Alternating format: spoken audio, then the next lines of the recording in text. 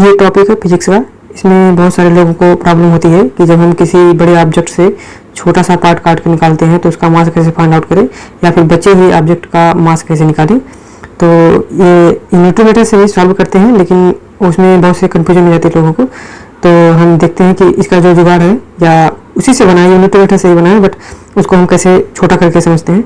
तो जैसे मान लीजिए ये ऑब्जेक्ट लीनियर है, तो हम इसका टोटल मास लिखेंगे और इसकी जो टोटल लेंथ है उससे, और जिस पार्ट का हमें मास निकालना है, मान लीजिए ये एक्स पार्ट का हमें काट के निकाला है, तो इसका लेंथ से इसमें मल्टीप्लाई करा देंगे, तो हमें मिल जाएगा इस छोटे से पार्ट का मास, जिसे हमने एम डैश माना था।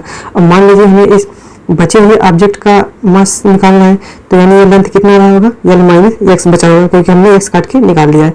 तो इसका जो मास निकालेंगे, कैसे निकालेंगे, मान लीजिए इसका जो मास है एम डैश है, टोटल मास कितना है कैपिटल एम, और टोटल लेंथ कितना था ऑब्जेक्ट का कैपिटल एल, और बचे हुए जो लेंथ का मास निकालना है वो एल माइनस एक्स होगा। ये हो जाएगा तुम्हारा एम डैश, जो बचा हुआ ऑब्जेक्ट था उसका मास निकालने के लिए। ऐसे हम सेम एरियल ऑब्जेक्ट में भी करते हैं। मान लीजिए इस ऑब्जेक्ट का जो मास था वो कैपिटल एल था, और इसका जो एरिया होगा इस वो पाई आर स्क्वायर होगा।